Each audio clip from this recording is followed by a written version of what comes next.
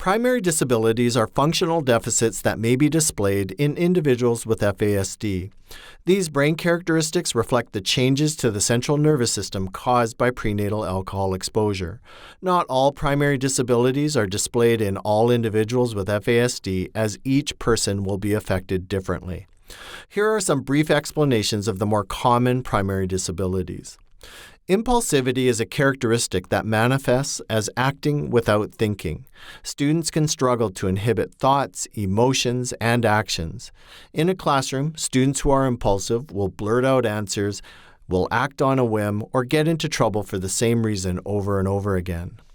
Linking and predicting outcomes is a common primary disability that is characterized by the inability to connect past and future events. Students who display this characteristic may struggle to consider the possible outcomes of their actions and/or have difficulties learning from previous experiences. Perseveration can be defined as rigid thinking or getting stuck. Students who display this primary disability may struggle transitioning from one activity to another, may become stuck on emotions, or may become upset by changes to regular schedules. Generalizing information is the ability to apply learned behaviors and skills in other settings or contexts. Students who struggle in this area may function well in the woodwork shop but not the gym, or may perform strongly for one staff member but not for others. Staying still may be a characteristic that is better described as a need to move. Students who struggle in this area may be constantly in motion or may feel better with movement breaks or heavy work opportunities. Attention, or more specifically sustaining attention, is an area that many of our students can struggle with. Students who have attention difficulties will miss important directions, will struggle to maintain a conversation, and will be easily distracted. Regulation is the process of recognizing and controlling feelings or reactions to feelings. Students who struggle in this area will shut down, display temper tantrums, have trouble initiating their work, and may require co-regulation to help them calm. Sensory processing is a very complex primary disability that is characterized by an inability to process the information taken in through the senses. Our students may be constantly fidgeting, may push up against objects or people, or may try to escape loud environments. Processing pace refers to the idea that our students may need more time to make sense of information. Diane Malbin describes some of our students as being 10-second kids in a 1-second world. Students with a slower processing rate simply need more time and less information to process at once. Planning and organizing challenges refers to the inability of students to organize themselves to get tasks done.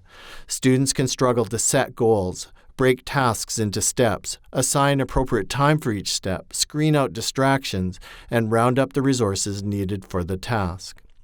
Abstract concepts refers to the ideas that we need to think about or imagine without a concrete representation.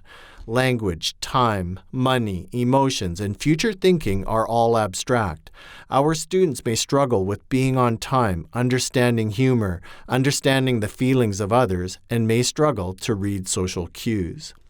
Language difficulties are complex as challenges may involve receptive, expressive, or social language areas. Many of our students can talk a good talk but struggle to perform. For educators, it's important to think about all of the ways a student's performance at school would be impacted by a deficit in one of these language areas. Memory is a key building block for learning. Many experts will highlight a form of short-term memory called working memory as being a common area of deficit. Working memory is the ability to hold information in mind and then to use that information to carry out a larger task. For students with a working memory issue, multiple directions or activities with many steps may pose a challenge. Also, students who struggle to recall information can also display inconsistent performance. What is known one moment may be gone in the next. Dismaturity can be described as uneven maturation. This means that our students may function at different developmental levels in different domains. A student may be 12 years old and be emotionally more like a 5-year-old and physically like a 14-year-old. Identifying these primary disabilities are a key first step in developing appropriate accommodations for our students. If we think of an individual who is unable to walk, we may provide a wheelchair or some other mobility device. Likewise, for individuals with FASD, we need to provide appropriate supports, teach skills, and adjust what we do in order to accommodate for their primary disabilities.